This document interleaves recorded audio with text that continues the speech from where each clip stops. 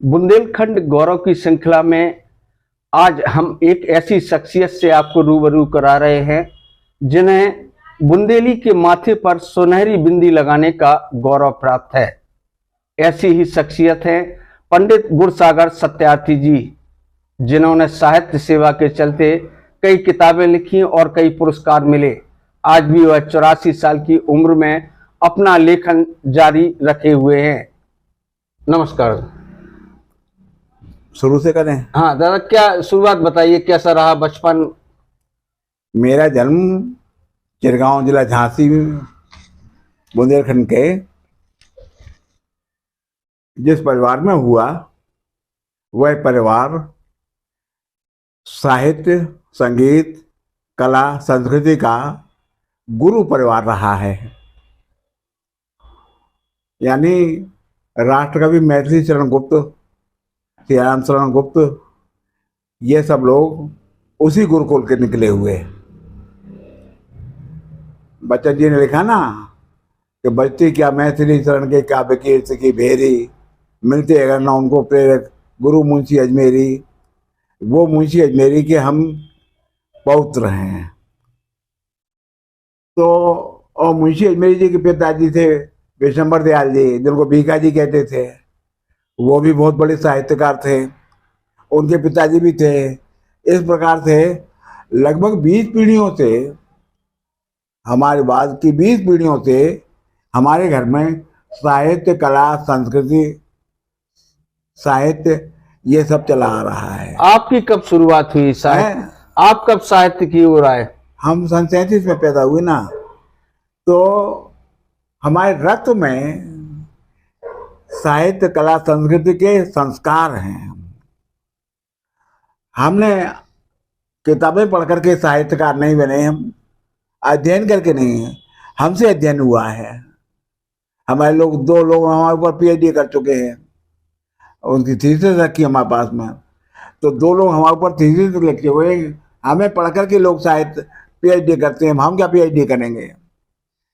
तो साहित्य, कला, संस्कृति ये हमारे रक्त में है। अब आप कहें कि हम कब से लिख रहे हैं, तो हम कब से बता दें, हम तो जन्मजात हैं। पहली कविता कब शुरू की आपने? पहली कविता कब शुरू की थी आपने? हाँ, जब सन 37 में हम पैदा हुए, उस वक्त भात गुलाम था। और हमारे दादाजी मुंशी अजमेरी जी ओरछा राज के सनद प्राप्त राजकवि थे, जिनको ये सनद आपने दिखाई। और उस जमाने में उन्हें 50 रुपया कलदार, क्योंकि स्टेट में जो पारिश्रमिक दिया जाता था गदासाई कलदार में, गदासाई रुपये में दिया जाता था, लेकिन इन्हें कलदार में दिया गया था। आज वो कलदार, एक कलदार खरीदने जाओ तो 2000 का आता है, 50 कलदार मिलते थे। तो कितना हुआ वो एक महीने का, ये उनको, और साल में 3 बार आते थे। तो कहने का मतलब ये कि राजशाही जमाने में हम लोगों के पैसे की कमी नहीं थी, संपन्न थे। अब जब हम पैदा हुए सन 37 में, और सन 40 के बाद जब स्वराज की लहर बढ़ी और सन 47 में स्वराज हो गया, तो ये समझाया गया कि ये 10 साल का बच्चा, इसको साहित्य से दूर रखा जाए। अगर ये साहित्य लिखेगा, कविता लिखेगा, तो खाएगा क्या? वो जमाना खत्म हो जाएगा, राज खत्म हो जाएंगे, राजा खत्म हो जाएंगे, एक भी पैसा नहीं मिलेगा। कौन पैसा देगा? उस जमाने में कभी जमेले भी नहीं होते थे। पढ़ लिख करके नौकरी करेगा, सर्विस करेगा। तो हमारे ऊपर प्रतिबंध लगाया गया कि आप कविता नहीं लिखेंगे, कविता लिखेंगे नहीं, पढ़ेंगे भी नहीं, दूसरों की लिखी भी नहीं। तो ये प्रतिबंध था। तो हमने चित्रकला की ओर हमारा रुझान गया कि हम चित्र बनाएंगे। और हम चित्रकला के क्षेत्र में काफी काम किया हमने, बुंदेली संस्कृति के। तो कहने का मतलब कि मैं मूलतः चित्रकार था, कविता लिखता ही नहीं था। और यहाँ जब आया सन 62-63 में यहाँ आ गया था एक कुंड। अरे राजकवि जी के नाती हैं तो बड़ा सम्मान से हमें बुलाया जाए। हम कविता तो लिखते नहीं थे, साहित्य सम्मेलन में जाए चुपचाप बैठे रहे। अब जो लोग कविता पढ़ रहे हैं उस कविता को हम पढ़ रहे हैं। अच्छा, तो कहने का मतलब ये है कि सन 65 से पहले मैंने कोई कविता नहीं लिखी है, और फिर जब लिखना शुरू किया तो 18 किताबें तो छप चुकी हैं और 24 पांडुलिपि रखी हैं। जो 18 किताबें प्रकाशित हुई हैं, जो 18 किताबें प्रकाशित हुई हैं, 18 किताबें हमारे, हाँ 18 किताबें चैट कर लेंगे। जैसा कि मैंने कहा कि हम गुरु परंपरा से हैं। हमारे परिवार में साहित्य कला संस्कृति के गुरु रहे हैं। उन्होंने राष्ट्रकवि जैसे लोगों को गाइडेंस किया है। तो ऐसे कोई वो नहीं है विधा जिस विधा पे हमने कलम न चलाई हो। कविता हमने लिखी, महाकाव्य हमने लिखा, खंड काव्य हमने लिखा है, यहाँ तक उपन्यास भी हमने लिखा, कहानी लिखी, नाटक लिखे। तो उपन्यासों में हमारा एक थी रायप्रेम उपन्यास ज़्यादा फेमस हुआ है। और सन 65 में जब हमने कविता लिखना शुरू किया, इससे पहले लिखते नहीं थे, सन 65 से पहले तो लिखे ही नहीं। तो सन 65 के बाद 70 के आसपास मन में आया था कि बुंदेली में जब तक अनुदित साहित्य नहीं होगा तो नहीं माना जाएगा। तो हमने मेघदूतम का संस्कृत से बुंदेली में अनुवाद किया था और वो अंतर्राष्ट्रीय स्तर पर ख्यात हुआ। वो बुंदेली काव्य अनुवाद जो है वो हमारा मेघदूत, उसको टॉप में गिन सकते हैं। और दूसरा ये उपन्यास, ये 2 किताबें हैं। ये है कि आप सब लोगों का प्रेम। अब हम सम्मान गिनाएं तो कहाँ तक गिनाएंगे। हिंदी साहित्य सम्मेलन प्रयाग ने मुझे साहित्य वारिधि से अलंकृत किया। राजस्थान की संस्था ने मुझे जो है लोगों ने अनुवाद किया। और सबसे बड़ा सम्मान जो मिला मुझे, देव पुरस्कार। देव पुरस्कार ओडिशा स्टेट का वो पुरस्कार है जो सन 34 में महाराज वीर सिंह जो ने इसको स्थापित किया था।